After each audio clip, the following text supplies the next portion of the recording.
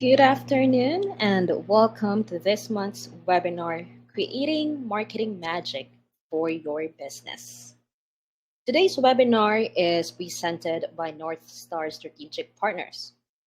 So who is North Star or NSP or North Star Strategic Partners? So we are a team of business strategists focused on helping your business increase profits. We ask the questions that you may not think to ask and examine the issues that may not always be at a surface level. North Star has helped numerous customers achieve, grow, and maintain prosperous businesses over the years. So our speakers for today are Wendy Roberts, and we will be joined by Rob Watson. Wendy prides herself on creating winning strategies while helping her customers maximize their resources and their profits. As a CPA, she knows her way around corporate financials. As a former corporate finance executive and startup CFO, Wendy offers a broad insight into finding solutions to help her customers achieve exceptional growth and financial success.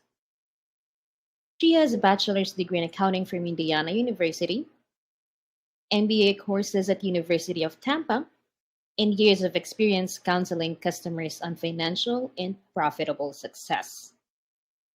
Wendy is a member of Audit Committee and a published author.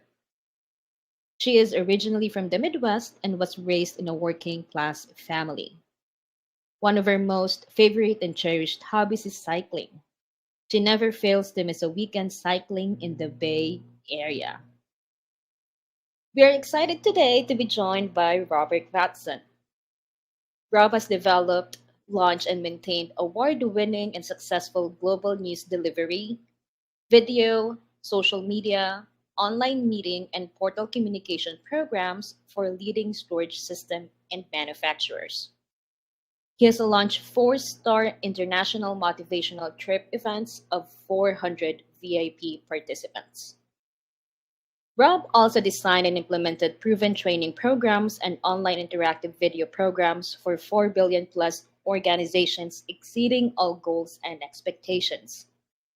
He is an accomplished public speaker, writer, and columnist with work featured on Huffington Post, Forbes.com, and The Goodman Project, The Next Family Magazine, and other names. So all questions will be answered towards the end of the webinar, and a recording along with a short survey will be sent to your email. So let's hear it from Wendy and Rob. Thank you, Shai. Thank you so much for that kind introduction. And thank you to all of you who are on this webinar or listening to this recording. I am so happy to be joined today by Rob Watson. Rob and I go way back. We've been good friends for many years, and he is now part of the North Star team as our VP of Marketing and Customer Success. So let me talk a little bit about the 4 points of focus and how we got here. After several years in public accounting and running my own businesses, as well as mergers and acquisitions, and then ultimately a finance executive for very large multi-billion-dollar companies, I decided to move on and create a consulting company called North Star Strategic Partners. And I was very deliberate about that name. And it was for the purpose of determining my why of how I want to help small businesses to operate very much like billion-dollar companies. So I started looking at the various companies that started very small, like HP and Microsoft and others. And I said, what is it that really makes a company not just a good company, but a great one? So I looked at that and I came up with these 4 points of focus. And the first one is marketing strategies, which you're going to hear about today. We're going to go into some of the details why you need to have a strong marketing strategy so that you can build a company that can drive revenue into your green of the financial structure and growth. We want to look at how do you create more profitability? How do you scale that business? And how do you set it up for an ultimate sale or acquisition? The third point of our 4 points of focus is the operational excellence. That's the orange. Do your systems talk to each other? Do you know how to create more efficiency in your business? Do you have standard operating procedures? All of these elements help you build a very good foundation for running a very profitable company. And then the last part, I think, is probably the most important, and that is people and team building. Do you have the right people in the right seat? And are they an engaged team? So I built a system or a methodology called the 4 points of focus on each of these pillars to help you build not just a good company, but like I said, a great one. So here's our magic formula. And depending on how well you succeed in each one of these pillars will determine whether or not you are successful. So we say at each one of these pillars, you need to be at least 80% or higher in order to be able to achieve the type of success that you want. So the formula is marketing percentage times the finance percentage times the operational percentage times the people and team building. All of that together, again, back to the 4 points of focus, is what we say will be your ultimate success in building a profitable entity.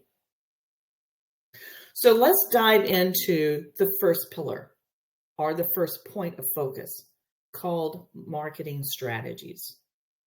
So Rob and I are going to have a discussion about what all of these things mean and how do they all work together so that you can have a good marketing plan to help drive the revenue and the sales that you need to have in order to have a profitable company.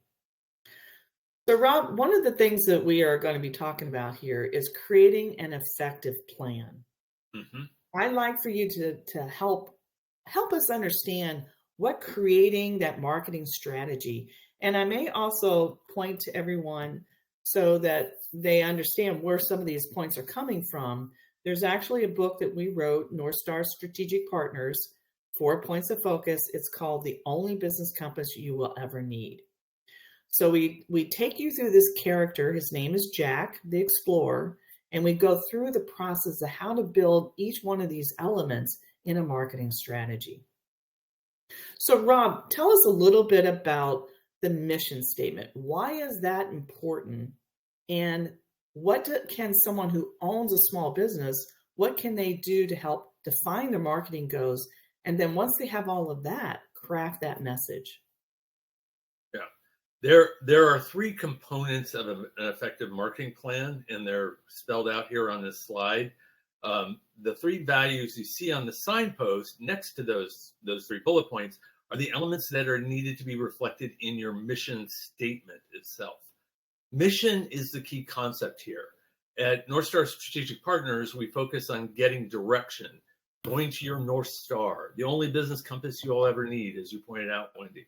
Your mission is the target of that direction, where you're going, how efficiently you get there, and what you will achieve on arrival.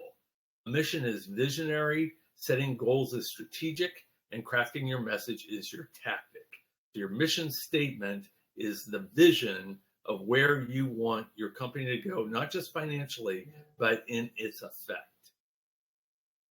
We're ready to go to the next slide, which is how to define your target market, which is part of that. Awesome.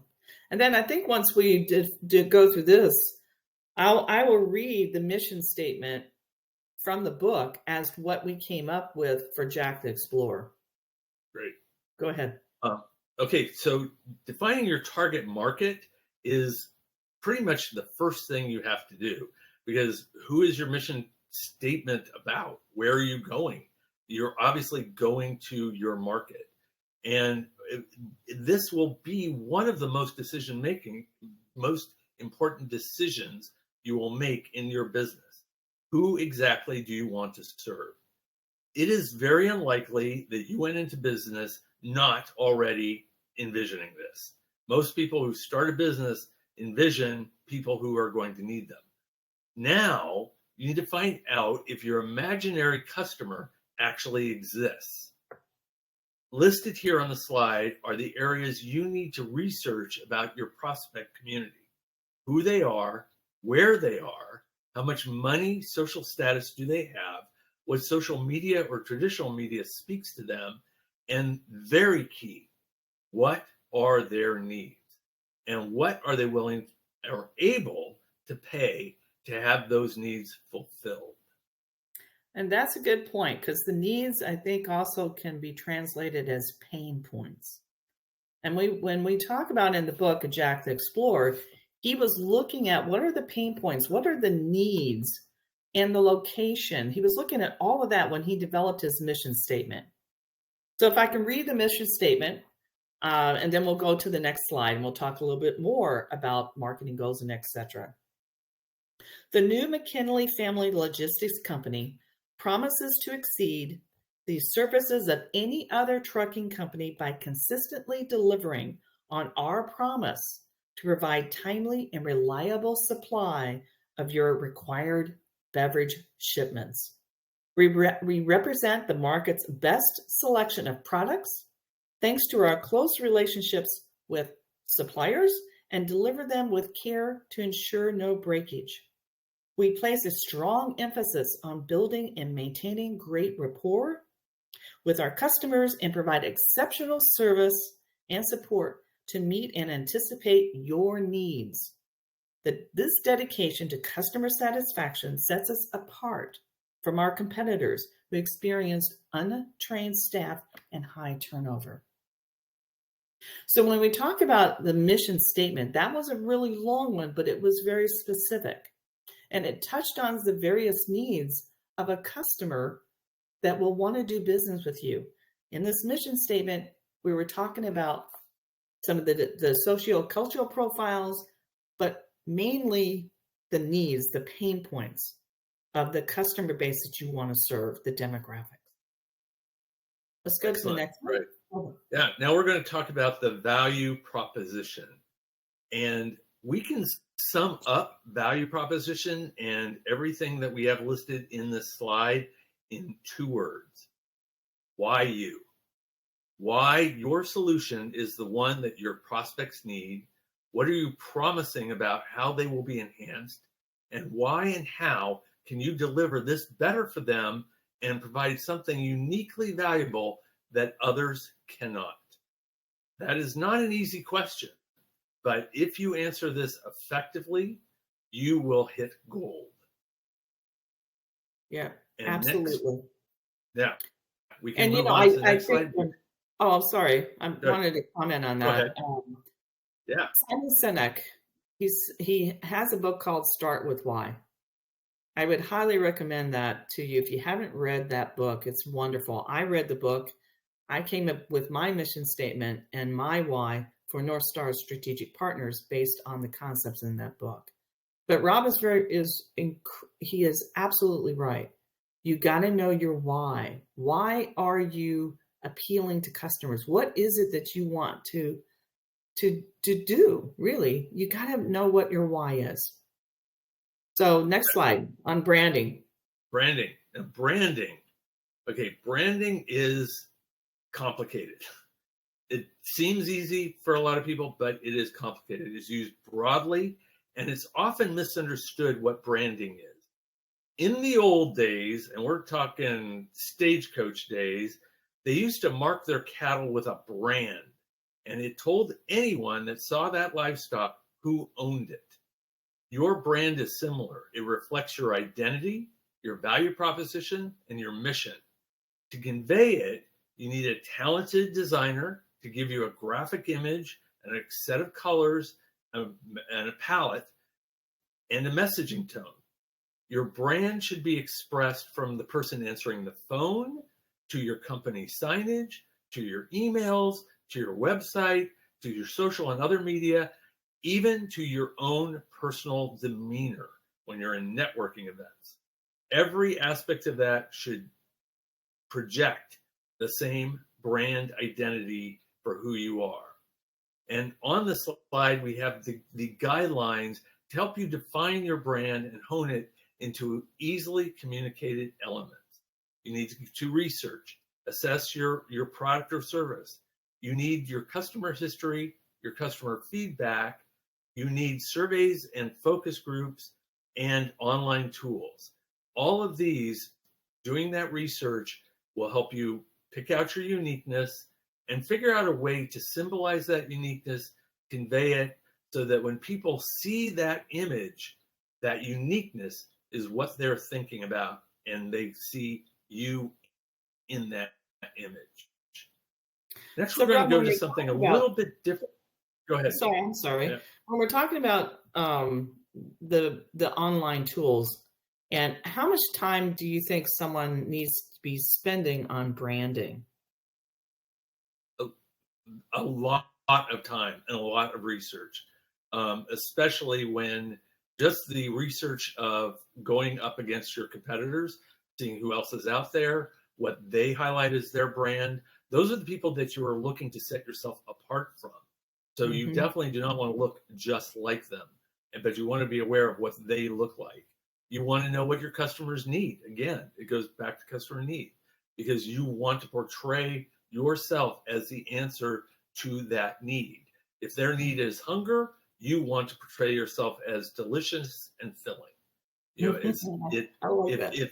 if their need is to have fun, you want to project fun and enjoyment, so that when they look at your brand, they go, "Oh, that's what I need."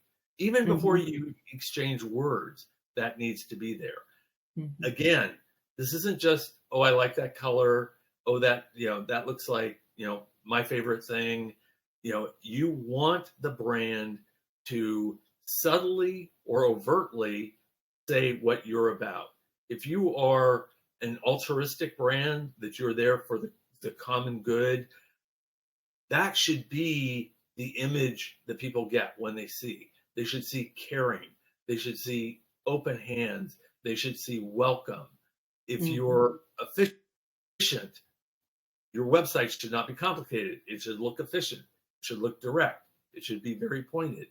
And again, one place that people miss where branding needs to be represented is at the very first point that somebody is answering the phone for you, so that they are representing your brand from the get-go.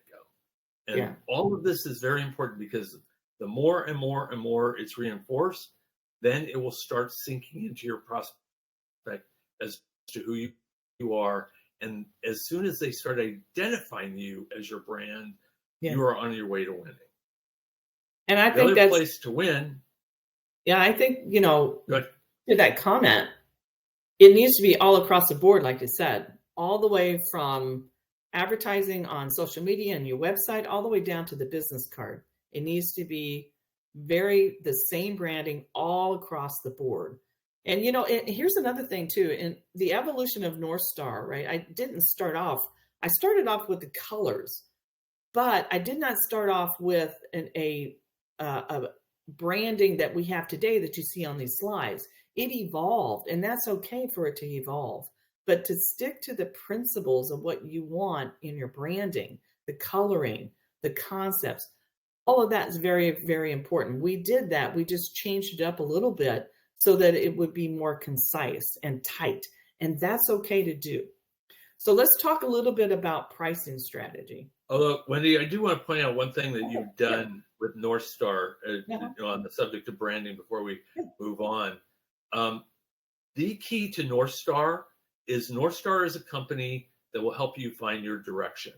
And what Wendy did in defining the company and our brand completely is, first of all, she named the company North Star, which is named after Polaris, your North Star, which means go for that direction.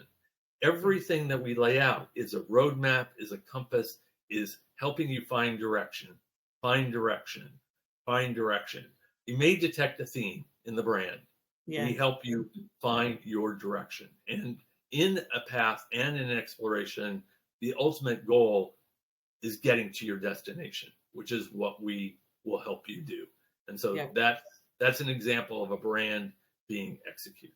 Yeah, and you're absolutely correct. That was from the get-go was the North Star, the Polaris. So thanks for bringing that up.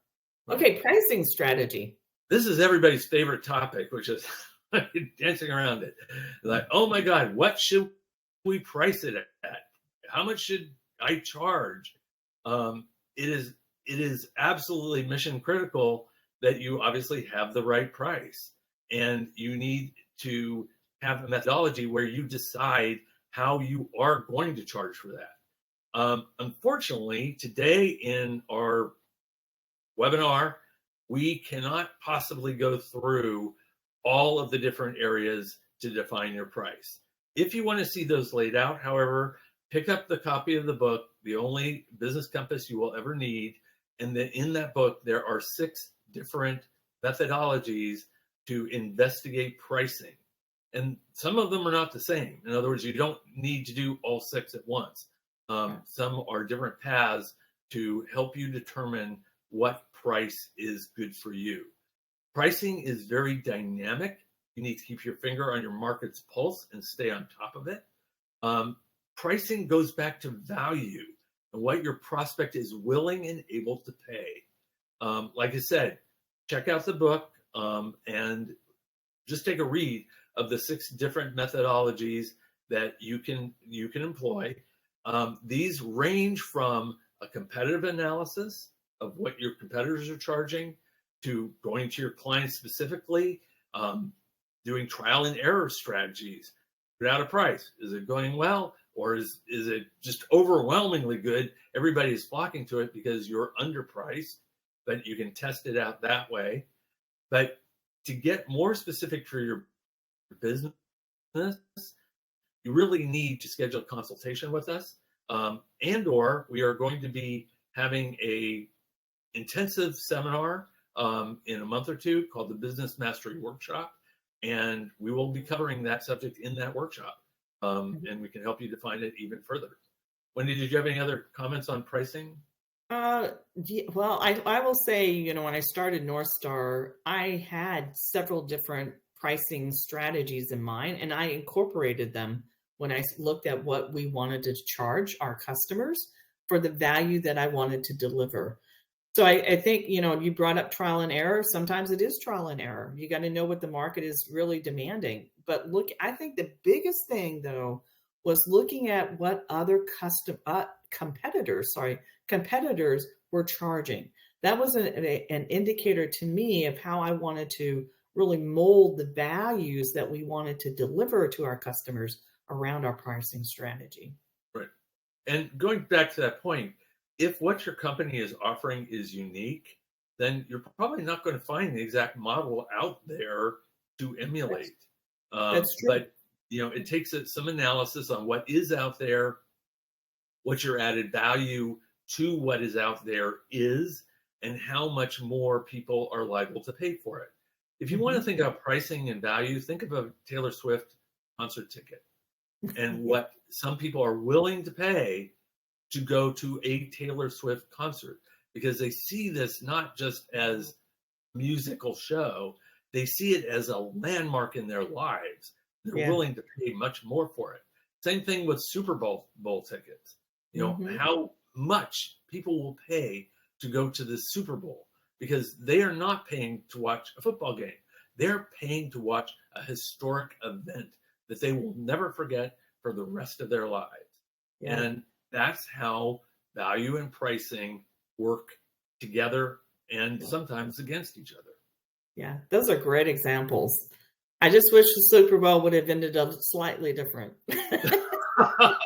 Yeah, you and me both. Yeah. Okay, we're All not right. going to go there. We will start No, getting we're too. not going to go there at all. No, no. Okay. Next year. Next Yeah, year. yeah. Well, Okay, so let's talk about a marketing budget. So, we've talked about in the book, we've talked about like the overall budget. We talk about other different types of operating budget, but the marketing budget is super uber important. So it's kind of like you've got your overall, and then you've got your marketing budget. You got to know how much money you want to spend on your marketing. You got to plan that. And it has to be this, you have to decide, like you pointed out here, marketing goals, right? So it's very, very important for us to figure out how much we want to spend, and then we want to be able to measure those results, right? So can you add a little bit more comment about what you think we should be doing as a marketing budget? yeah, absolutely. It is the thing that people want a definitive answer, like, that like we're going to reel out a set figure of your marketing budget should be $25,000. Boom, end of story. And that's not the case. It should range, and this is a broad range, between 5 to 15% of your gross revenue. However, if you're a startup company and nobody knows you out there and the landscape is completely barren, you really need to invest more than just 15% of your projected revenue because nobody knows you yet. You're an established business, they see you, you're visible, you're connected, then that kind of overhead cloud cover marketing is probably not going to be as highly required, though you should still have some. And then you can reel it back into that 5 to 15% range. So it is very much a variable type figure. However, the most important thing is that you actually have a budget, that you're not just winging it, going case by case as some marketing opportunity rears its head and deciding, do we want to do that? Oh, that sounds fun. Oh, that sounds good. That is the worst way to do it. You will end up not knowing where you're going, and when you get where you're going, you won't know why you got there. Yeah. It is important to have your budget so you don't overspend or underspend on your marketing strategy. It also helps you be disciplined and setting up, looking at the different options and making decisions on your priorities of those options, what they're going to do for you, and what you need done first, and deciding which ones are cost effective. So having the budget is just the bottom layer to your decision making. And that is why it's important. It's also a commitment that you're going to do marketing, that you're not going to just hope that it somehow takes care of itself, which it won't have. That won't happen. Right. Another thing too and this is maybe to those individuals on the webinar here that are starting a business versus one that's been in business for a while. Do anticipate you're going to, like Rob said, you're going to be spending more money up front as a startup because you're going to be experimenting with what works and what doesn't work. But as you build up reputation for your customers, you will start seeing that budget for, let's say, Google clicks might be going down because you are garnering customer reputation and customer referrals. So over time, you'll be spending less money. In theory, you should be spending less money as your company gets older and more established than when you are a brand new startup. And that can all depend. If you're an established company, but you're offering something new, you're opening up a new market, you're evolving, then that will require more marketing budget. But think of things like McDonald's, the golden arches. You see the golden arches, and immediately their brand brings into mind family, fun, the great smell of French fries, hamburgers, all of that stuff. That did not just happen. That didn't happen from one ad. That happened from years and years and years of conditioning and messaging and offers and strategies of Happy Meals and all sorts of things that built the brand, of play parks and et cetera, et cetera, et cetera, and of altruistic things like their charitable contributions. All of those are very public, and they all fed into the brand. And I can guarantee you, a lot of them were very, very expensive. Yes. So anyway, that's a great. they're not Great going to be a example. McDonald's, but it's watch their strategy. Well, we could think some other ones So too. speaking of Coca-Cola, strategy, right? We could think a couple others. Coca-Cola, Nike. I mean, we can go on and on about how they have done their branding and their marketing over a period of time. absolutely. So marketing strategies. There are two main types of marketing strategies. One is inbound and one is outbound. And the important thing to know about this, it isn't really vital that you identify exactly which one is which, but just know that you are in the middle of a sphere of marketing activity options. Inbound marketing is marketing that causes prospects to find and pursue you. Outbound marketing is the marketing where you reach out and you're pursuing them. Advertising in your website will generate inbound interest. So people will call up because they heard of you and they're calling you. Email campaigns and call out campaigns are you calling out to them saying, we're here, we want to engage, please answer us back. Both are needed. There's two sides of a coin and you can't separate the coin. There's an interesting thing that has happened in our society, though, is with the introduction of social media. Because social media used effectively is actually both inbound and outbound at the same time. You post up something in social media, you post up regularly, but then people comment and you engage there and you have conversations. So you're reaching out, they're reaching back, you reach back out. That is the best way to use social media. Little fun fact about social media. Social media came about, and there were already people in the PR area and advertising area and ad agency area that saw social media and went, oh, great, there's another channel for us to put our press release out. There's another channel for us to put our advertising message out. That is not the way to use it. The way to use it is to spark the conversation, which means that not only do you put stuff out, you have to have somebody watching it to see what comes back in and engage with it and be present for it and make that work for you. So that's kind of the importance of the consciousness of inbound and outbound and staying on top of both sides of that discipline.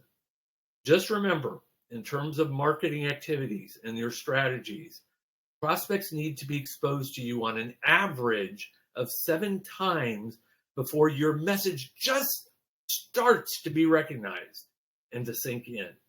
So by the time that you are getting sick yourself of hearing your brand message and seeing your colors and hearing it over and over again, traditionally that's about the time your prospect is really starting to get to know you. So stay with it, even though you have heard it 1,000 times. The reason this is relevant here is a lot of people will say, I'm just going to start sending somebody out to cold call for me. That's my outreach. Well, a cold call hitting once is the first time they've heard that message, first time they've been introduced to you. They are not going to absorb you as much as if you already have advertising out there, you already have visibility, and then they get a call. Then you will be saying, oh, hi, I'm from XYZ. And their mind will go, I've heard of them. And you will get much more attention and you will have much more success. The other reason I'm bringing that up is as you're measuring, be aware of this intersectionality, because a lot of times people will go, see, the cold call worked because they recognize us. They and they did business because we made that call, which is true. However, the cold call did not act in isolation. It had to have that other marketing setting the stage for that call to be effective. And if you're really going to analyze things well, you're going to take a look at the whole picture altogether. And I think that's a great comment. I mean, when I think about today, how we're doing marketing, when you think about it, applications like TikTok didn't exist like 5 years ago. I was watching a Shark Tank last night, and it was filmed like back in 2017. And my spouse and I, we were talking about, oh my gosh, think about how much the world has changed just in like 7 years of how we do our outbound or inbound marketing versus how we did it just 7 years ago, because TikTok didn't exist. Like to your point, social media, the interaction back and forth really, really makes the impact today. And you got to look about the fact also that the attention span of individuals today are much shorter than what they were even, 5, 7 years ago. So we have to kind of really think about our marketing strategy and our social media and our digital marketing. How do we attract that customer? And what is it that we want to say to them, right? And to your point about how to master inbound and outbound marketing. And also one other factor in there, where everything you said about TikTok is right on target. Just be aware, TikTok is speaking primarily to a certain generation. True. So it isn't, so you not only do you have to be effective there, especially if that generation is part of your target demographic of who your prospects are. Yeah. If you are going for a diverse generational prospect community, you better be on LinkedIn. You better be on Facebook. You better be in all the different places. Instagram is like the playground of the millennials. So it's like, and these are not fast rules. There are people that play in all of them. There are certainly baby boomers who love TikTok. So it's not a universal, but right. Just be aware of the main camps where your targets are living online. So super, super important. Let's the go to the next slide that we have. Yeah, because we already touched on results. And one of the things about the digital world is, as a big gift to marketers, the digital world has given you more feedback and more ways to measure what you're doing than any other marketing platform in the history of mankind. When you put up an ad, when you put up your website, when you put up all these digital outreaches, you can put your finger on the pulse. You can see how many people are seeing it. You can see all sorts of things. Now, you have to stay pretty objective about this in two ways. One, don't try to deny the numbers. It's like you see the numbers. They're laid out there in black and white, and you're going to see how well you're doing and how not well you're doing. However, you need to have a certain amount of stand back nature with this and put it in perspective. Some of it is going to be algorithm driven. So it's not necessarily that people aren't interested in your product, but it isn't put up to right in the right format for that platform's algorithm to pick you up.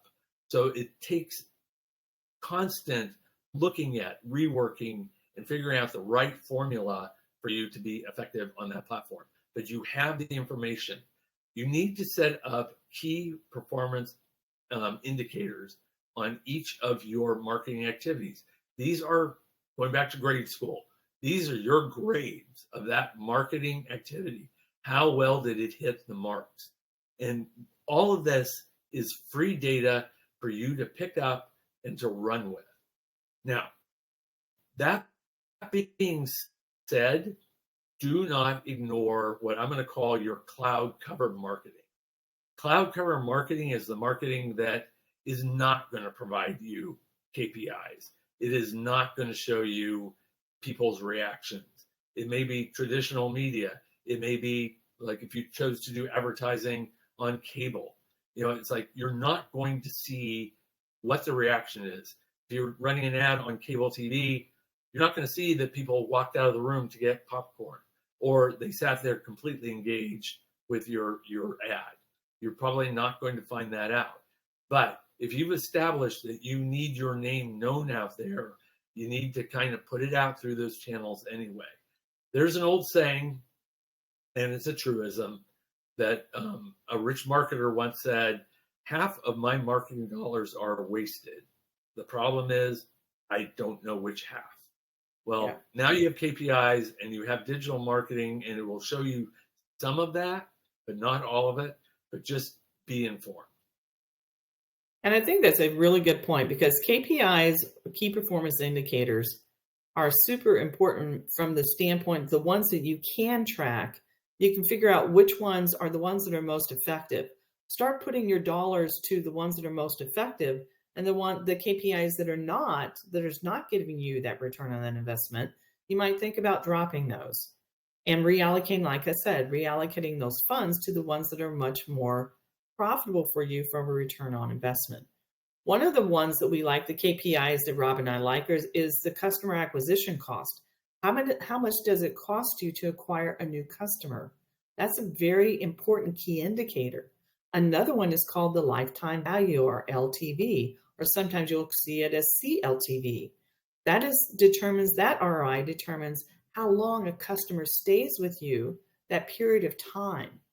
So those are very important factors, especially for a buyer who might want to buy your company. Keeping those data analytics are super uber important, because it will help you when you are going through the acquisition process to show the buyer, hey, this is how long a customer stays with us, 3 years. That's important to the buyer, because they then know what they can get on their return on their investment when they buy your company. Right. So one other thing I go point ahead. out, guys, one that we haven't talked about, which is super important, and it's not as numerical as a lot of other KPIs, is client or customer testimonials. They can appear online, they can appear on your website, you can go out and gather them. But that feedback is not only an indicator of how effective your marketing is, but it's also a proof point. And it can be integrated back into your marketing to prove to prospects that you do what you say you do, that you provide the value that you say you provide. And that is an important follow-up to you presenting your case. It should not be your lead, but it's the proof that, because once they get the question, once they get it, the idea of what your brand is, that will be their next question. Are you sure you can do this? And you answer it with your testimonials. That is absolutely 100%. I agree with that. Plus, it enforces or reinforces, I guess maybe is the term, the long-term relationship with your customers, that customer success. And it also might lead to new opportunities for you that you didn't think about, that a customer might say, well, I would like to see X, Y, or Z. Then that might bring in new products or services for your business that you didn't think about. So I agree with you. Customer testimonials are so important, not just on the forefront, but throughout the entire relationship you have with that customer. So we got a couple of quotes here. One of them is, the best marketing strategy ever is to care. I really like this one, because I believe that we should be authentic. We should be empathetic when we're doing business with our customers and with our referral partners, whatever the case may be. I really, really like this one that Gary said. And then Pamela, I really like Pamela. She said, marketing is not a one-way street. It's a conversation. It's a relationship. It's a powerful way to make a difference. And I especially like the last part of that. And you, Rob and I, are both very fundamental about wanting to make a difference. I started North Star Strategic Partners because I wanted to make a difference and help small business owners exceed in their potential, in their dreams. And Rob is right. North Star was about the Polaris, helping companies find their greatest strengths as they can to improve the value of their companies. Okay, you want me to do this testimonial? You want me to read this one, or you want to do it? I'll handle it. There was a big confidence boost in my marketing strategies from working with North Star. It was the motivation that I could go out and do it. And that is from a current North Star client. I think this is super, super important, because a lot of marketing is common sense. It's a lot of work, but it is common sense. And most people go into business, to Wendy's point, there's a passion there. There's something you care about, why you're in that business in the first place. And so if you're translating what you care about and make it effective, you're going to be successful. And the process that we've laid out, and we can work with you much further on this process, and specifically through one-on-one consulting, through the different Wander and packages, service packages, consulting packages that we offer through North Star Strategic Partners, and to the upcoming intensive workshop that we are going to be presenting. Through all of those, we can take you through the steps that you need to go through to market. The big thing that we can help inspire, but we want to bring out in you, is your confidence, because your confidence is the power that will take you through those steps, will make them all effective, and will bring and attract people to you. Because once you exude confidence, that's magnetic, and that will pull them right towards you. It's called the law of attraction, right? And it does work. Okay, so excuse me, here's the next step. So as we mentioned a couple of times, the only business compass you will ever need, the 4 points of focus, that is actually available on Amazon or in Ingram Sparks. The QR code is here for you if you'd like to learn a little bit more about different types of marketing strategies, the pricing strategies. We go through a whole examples of how to define marketing goals, how to do your budget, et cetera, et cetera. So all of that is in the book, as well as the other 3 points that we talked about earlier. Here are the 4 points of focus. And our services here, as you can see, we go through the coaching, as well as evaluation of your operating processes, your cash flow. That's so very important. You have to have cash in your company, otherwise you don't exist. We do offer on-demand CFO services, as well as creation of KPIs if you're interested in that. And if you want to know what your company is worth, we can do evaluation for you. All right, this is how you can contact us with info@northstar-sp.com. This is our website. I will say we have a new website launching here in a few days. I would say within the next 10 days. And if you're interested, please, call for a discovery call. We are more than happy to do a 30-minute consult with you. It's free of charge.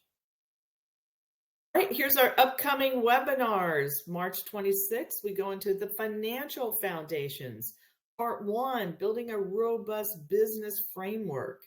Then on April 30th, we go into our second part of the financial foundations, navigating business success through financial strategy.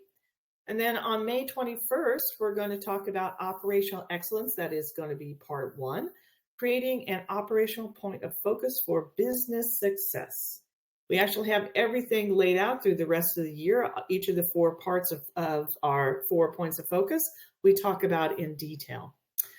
Thank you for watching this presentation. I especially want to thank you, Rob. Thank you for all of your wonderful insight. It is truly my honor to be your friend and your partner in this journey that we've created here. With that, I think we'll open up some questions. I'm sorry, Rob, go ahead. I just said likewise. Yeah. Your leadership is outstanding, and you're inspirational. Oh, thank you, Rob. All righty. So we'll open it up to some questions from the audience, Shai, if you don't mind. All right, we have a couple of questions that came in. The first one is, how can North Star help me identify the best pricing strategy for my business? Rob, you want to take that one? Sure. Like I said, in the book that Wendy wrote, The Only Business Compass You Will Ever Need, the book lays out 6 different strategies that you can deploy. Working with us and your specifics, we can examine which of those would probably be the most effective for your particular business. The more specialized your business and unique would offer up a few of those strategies. whereas the more commoditized your offering is, would actually call into effect the other set of strategies. So it does depend on your business, but just know that there is a methodology that you can find. Yeah, for sure. All All right, what's right. the next question? Thank you, Shai. Next question is, how do the other 3 points of focus affect marketing and vice versa? Ooh, that's a good question. We might, Love both this of us question. might want to answer that. I can see Rob is excited about that.